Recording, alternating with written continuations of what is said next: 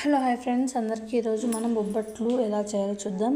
దానికోసం మనం ముందుగా అయితే మైదా పిండిని లైట్గా కొంచెం పసుపు వేసి నీట్గా మెత్తగా పిసుకోవాలన్నమాట. ఆయిల్ కొంచెం ఎక్కువ పడుతుంది, పిసికి పెట్టుకోవాలి. దాని తర్వాత పూర్ణం, దాన్ని మనం శనగబ్యాళ్ళు లైట్గా కొంచెం ఉప్పు వేసి కుక్కర్లో అయితే 3-4 విజిల్స్ వచ్చే వరకు ఉడికిన తర్వాత దాంట్లో బెల్లం వేసుకొని మనం రోట్లో గట్టిగా అయితే రుబ్బుకోవాలి, వాటర్ వేయకూడదు. రుబ్బుకొని తర్వాత ఇలా చిన్న చిన్న ఉండలుగా అయితే పెట్టుకోవాలి.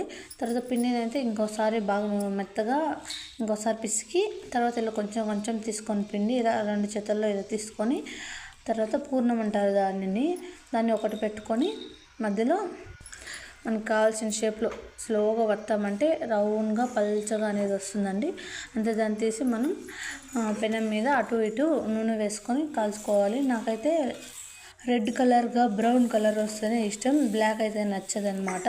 అందుకోసం నేను కొంచెం రెడ్గా ఉన్నప్పుడే నేనైతే తీసేస్తాను. మీకు ఇంకొంచెం కావాలంటే కూడా ఇంకొంచెం సేపు కాల్చండి, చాలా బాగుంటాయి టేస్ట్. అలాగే ఇంక 2-3 అలాగే చాలా అయితే చేశాను. మనము ఇలా ఒక కవర్ తీసుకున్నామంటే వత్తేటప్పుడు మనం చేతిలో అద్దడం కన్నా కవర్ అనేది మనకి ఇంకా బాగా యూజ్ అవుతుంది. మనం ఉంటలాగా చేసి పెట్టేసి తర్వాత కవర్ని క్లోజ్ చేసేసి కవర్ పైన మనము వత్తామంటే బొబ్బట్లు అనేవి చాలా పల్చగా నీట్గా అనేది వస్తాయి. మనం కవర్ కొంచెం పెద్దది ఎత్తుకోవాలి. నేను ఇక్కడ కొంచెం చిన్నది ఎత్తుకున్నాను. కొంచెం పెద్దది ఎత్తుకుంటే ఇంకా కొంచెం పెద్దగా అయితే వస్తాయన్నమాట.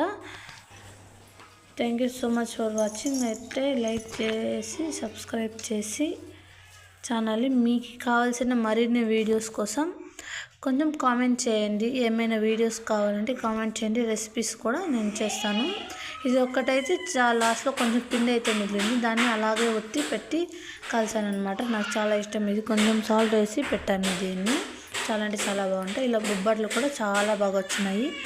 Thank you so much for watching. Like share subscribe. మీరు ఏమంటారో కూడా కామెంట్ చేయండి. మేమైతే బొబ్బట్లు పోలీలు